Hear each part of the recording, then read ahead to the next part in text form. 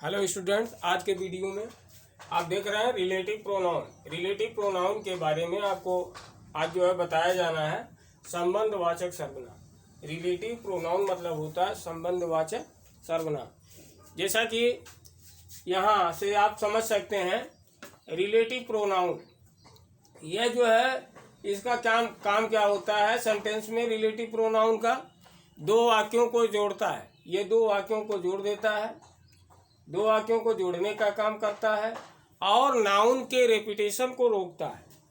Noun का जो repetition होता है इसे वो ब्रेक करता है, रोकता है। अभी जैसे यहाँ लिखेंगे,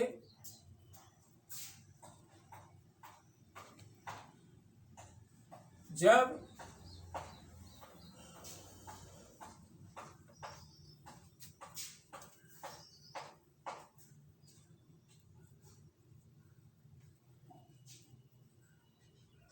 रिलेटिव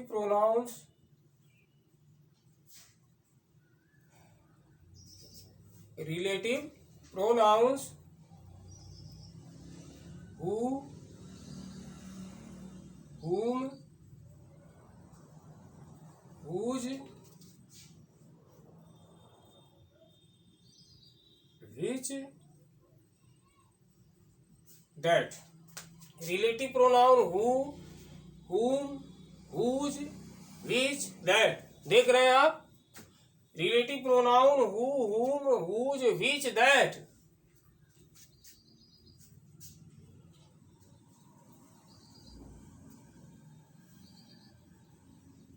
नाउन के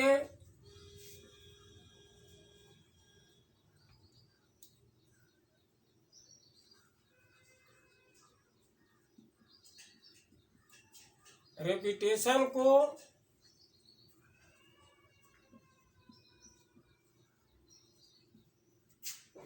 रोकने का कार्य करता है तथा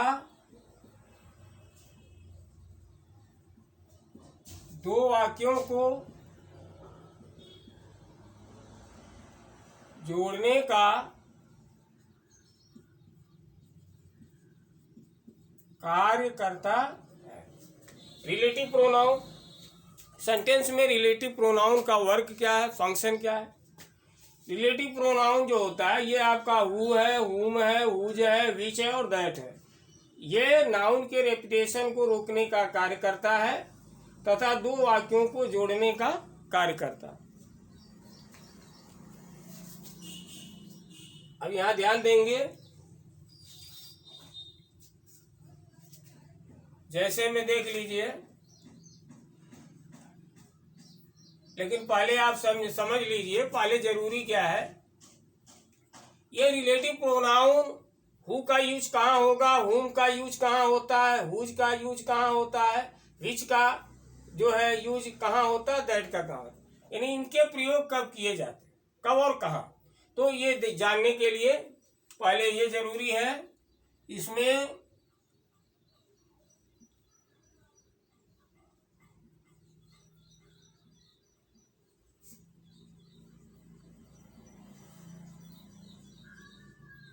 नॉमिनेटिव केस,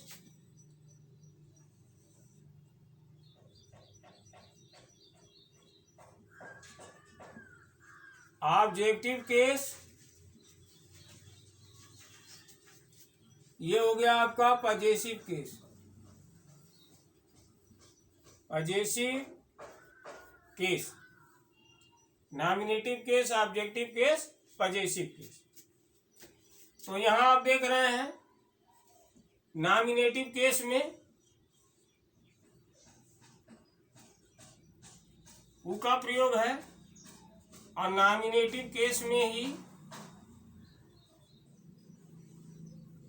विच का प्रयोग है। यहां आप देख रहे हैं हु का प्रयोग, विच का प्रयोग नॉमिनेटिव केस में है। नॉमिनेटिव केस जैसा कि पहले आपको बताया जा चुका है, नॉमिनेटिव केस मतलब कर्ता कारक, ऑब्जेक्टिव केस मीन्स कर्म कारक, पजेसिव केस मीन्स संबंध कारक। तो ये रिलेटिव प्रोनाउंस के हैं। तो रिलेटिव प्रोनाउन में आप क्या देख रहे हैं, यहाँ हु है तो हु यहाँ लिख दिया गया, विच है, विच को यहाँ लिखा गया, तो ये नॉमिनेटिव केस में है। ऑब्जेक्टिव केस में जाइए तो हु का ऑब्जेक्टिव केस क्या होता है, हुम होता है। हु का ऑब्जेक्टिव केस क्या होगा, हुम ऑब्जेक्टिव केस होगा हु का, और विच का ऑब्जेक्टिव केस विच होता है। विच का ऑब्जेक्टिव केस विच ही होता है, सेम। इसके बाद पॉजेसिव केस में जाएंगे तो हु और विच, हु और विच दोनों का पॉजेसिव केस हुज होता है। यानी हु का भी पॉजेसिव केस क्या होगा, हुज होगा, और विच का भी क्या होगा, हुज होगा। दोनों का हुज होता है। अब देखना है ये कि नॉमिनेटिव केस में हु विच है, ऑब्जेक्टिव केस में हुम और विच है, पॉजेसिव केस में हुज और, पॉजेसिव केस में केवल हुज है। ठीक है, मतलब हु का भी हुज होगा, विच का भी हुज होगा। अब यहां देखना यह है कि हु का प्रयोग, ये जो हु है इसका प्रयोग देखना है।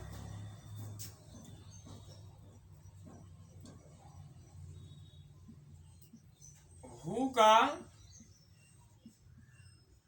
प्रयोग मनुष्य के लिए होता है। हु का प्रयोग मनुष्य के लिए होता है। हु का प्रयोग मनुष्य के लिए होता है, बड़े जानवरों के लिए होता है, बड़े जानवरों के लिए, बड़े जानवरों के लिए, बड़े जानवरों के लिए। हु का प्रयोग मनुष्य के लिए होता है, बड़े जानवरों के लिए होता है, होता। ठीक, अब हु का प्रयोग आपको पता चल गया, मनुष्य के लिए होता है, बड़े जानवरों के लिए होता है। और ये जो विच है, विच का प्रयोग यहां देख लीजिए। विच का प्रयोग, विच का प्रयोग निर्जीव, निर्जीव वस्तु के लिए, निर्जीव वस्तु के लिए, निर्जीव वस्तु के लिए विच का प्रयोग होता है। और छोटे जानवरों, छोटे जानवरों तथा कीड़े मकोड़ों के लिए, कीड़े मकोड़ों के लिए इसका प्रयोग होता है, विच का। अब यहां समझ लीजिए, हु का प्रयोग मनुष्य के लिए, बड़े जानवरों के लिए, और विच का प्रयोग आपका जो है निर्जीव वस्तु के लिए और छोटे जानवरों तथा कीड़े मकोड़ों के लिए जो है विच का प्रयोग किया जाता है। कर्ता कारक मतलब कर्ता के ही स्थान पर यह होता है। ऑब्जेक्टिव केस मतलब कर्म कारक, तो ये कर्म के स्थान पर। अब आपको कंपटीशन में ये देखना है कि हु का प्रयोग कब होता है, नॉमिनेटिव केस हु और विच का प्रयोग कब होता है, यही आप समझ लीजिए।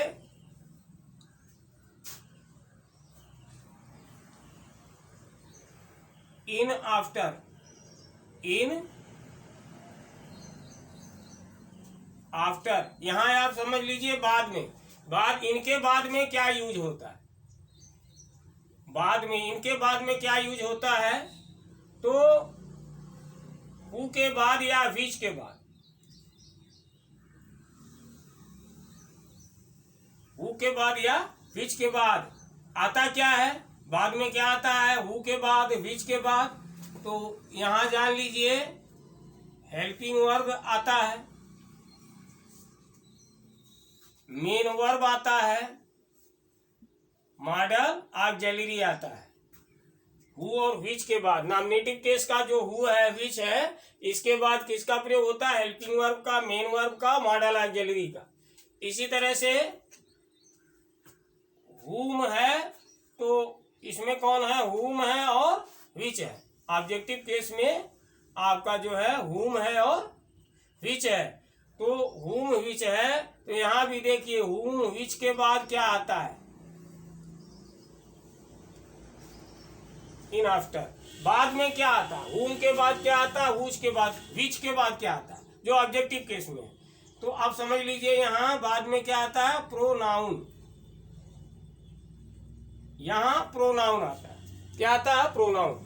हुम और विच के बाद प्रोनाउन आता है। फिर इसके बाद यहाँ हुज, तो हुज तो कॉमन है, तो हुज के बाद क्या आता है, हुज के बाद जो है,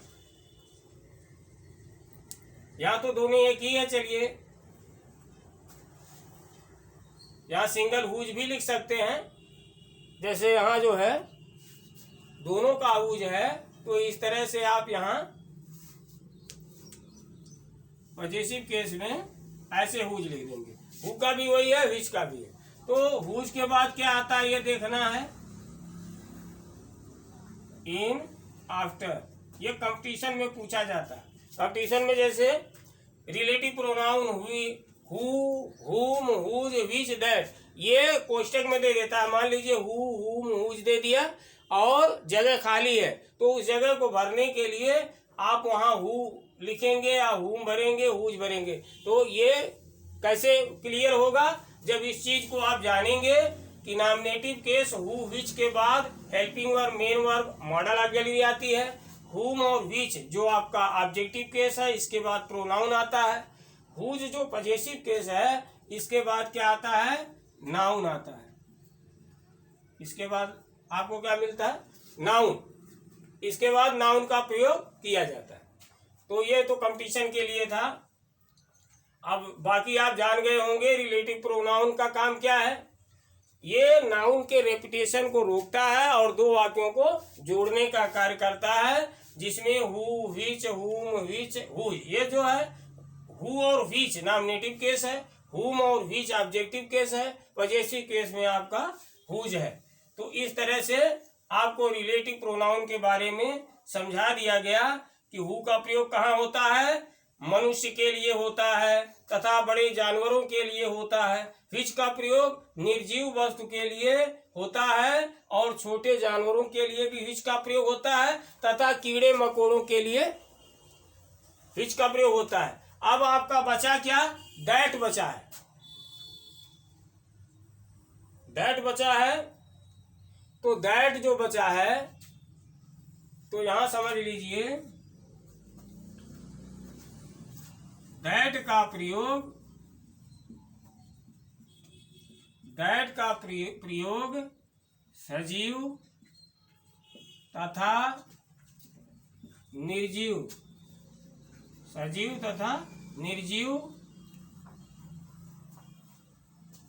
दैट का प्रयोग सजीव तथा निर्जीव वस्तुओं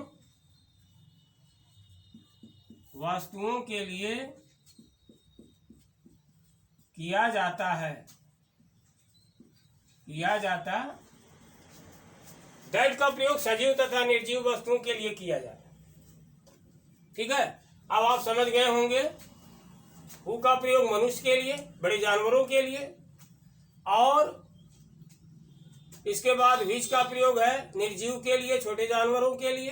दैट का प्रयोग सजीव निर्जीव दोनों के लिए। हुम जो है हु का ही ऑब्जेक्टिव केस है, और हुज जो है हु विच का ऑब्जेक्टिव, आपका हु और विच का ही जो हुज है, यहाँ हुज ये किसका पॉजेसिव केस है, हु का भी है और विच का है। तो अब इस तरह से आपको रिलेटिव प्रोनाउन के बारे में समझा दिया गया है। अब थोड़ा सा उदाहरण, रिलेटिव प्रोनाउन का उदाहरण हम आपको समझा दें। उदाहरण में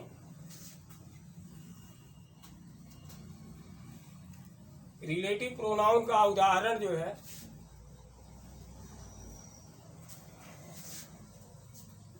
यहां देख लीजिए। पहला है the boy who is driving a car is my brother. यहाँ आप देख रहे हैं द बॉय, वह लड़का, who is driving A car, जो एक गाड़ी चला रहा है, इज माई ब्रदर, मेरा भाई है। वह लड़का जो गाड़ी चला रहा है मेरा भाई है।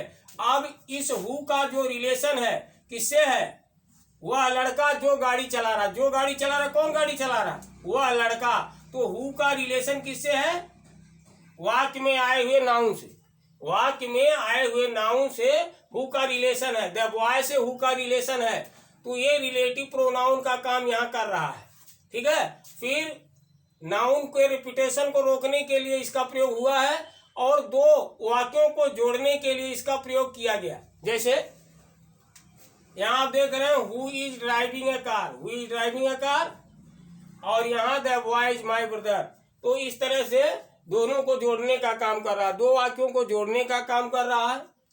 तो हु यहाँ आपका जो है ये रिलेटिव प्रोनाउन है। जैसा कि आपको पहले बता दिया गया है, नॉमिनेटिव केस में हु और विच जब होता है तो हेल्पिंग वर्ब, मेन वर्ब या मॉडल ऑक्सिलरी आती है। तो यहाँ भी देख लीजिए हु के बाद क्या आया है? हेल्पिंग वर्ब का प्रयोग किया गया है। इसका मतलब जो आपको कंपटीशन के लिए समझाया गया था वो इस तरह से समझाया गया था कि नॉमिनेटिव केस में हु विच आता है तो उसके बाद हेल्पिंग वर्ब का प्रयोग किया जाता है, मॉडल ऑक्सिलरी आती है, फिर मेन वर्ब आ सकता है। तो इस तरह से हु का प्रयोग आपको समझा दिया गया। अब मानव मनुष्य के लिए हु का प्रयोग होता है, ये भी आप देख रहे हैं यहाँ। फिर इसके बाद देखिए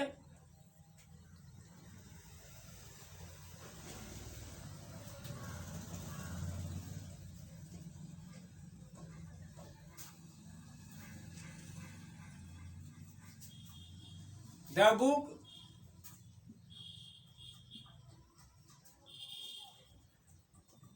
which you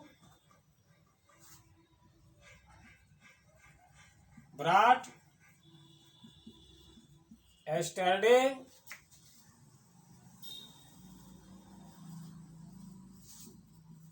was costly. The book which you brought yesterday was costly. आप देख रहे हैं वह किताब जिसको तुमने कल लाया था, वह किताब जिसको तुमने कल लाया था महंगा था, वह किताब जिसको तुमने कल लाया था महंगा था। अब यहाँ विच का प्रयोग क्यों हुआ? विच का प्रयोग इसलिए हुआ क्योंकि आप देख रहे हो कि विच के पहले वह किताब जिसको तुमने कल लाया था, वह किताब जिसको तुमने कल लाया था महंगा था। तो जिसको लाया था, किसको लाया था? किताब को। तो विच का रिलेशन किससे है? द बुक से, निर्जीव से है। तो यहाँ अब सही है। इसके बाद आप देख रहे हैं कि यू प्रोनाउन का प्रयोग किया गया है, यू प्रोनाउन का प्रयोग किया गया है। इसका मतलब हुआ कि ये जो विच आपका यहाँ प्रयोग किया गया है वो नॉमिनेटिव केस में नहीं बल्कि ऑब्जेक्टिव केस में प्रयोग किया गया, क्योंकि आपको बताया गया था कि ऑब्जेक्टिव केस जो है हु का ऑब्जेक्टिव केस हुम होता है, विच का विच होता है। तो यदि उसके बाद प्रोनाउन का प्रयोग होता है तो आप समझ लीजिएगा कि वो आपका क्या है, यदि प्रोनाउन का प्रयोग हो रहा है तो ऑब्जेक्टिव केस में। ये जो विच है ऑब्जेक्टिव केस में आपका है, क्योंकि इसके बाद प्रोनाउन का प्रयोग किया गया है।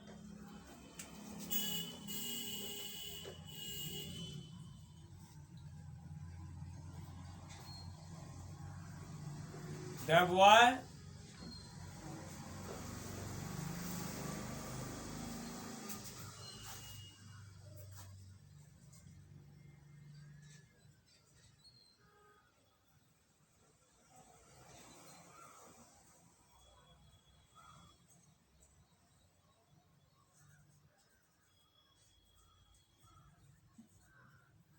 The boy whose book was lost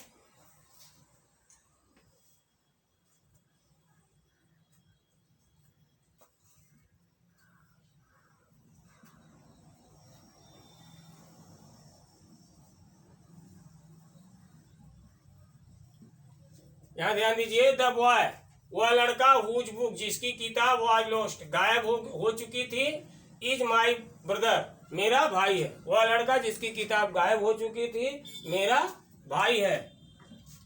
तो यहाँ आप देख रहे हैं हुज का प्रयोग पजेसिव केस में है,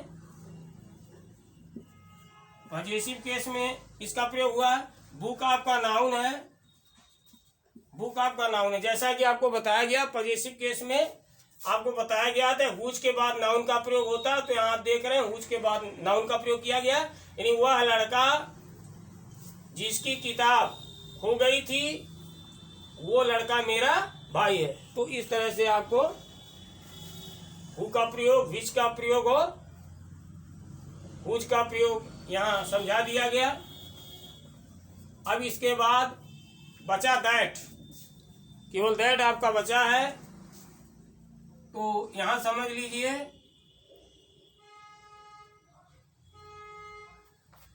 सभी जो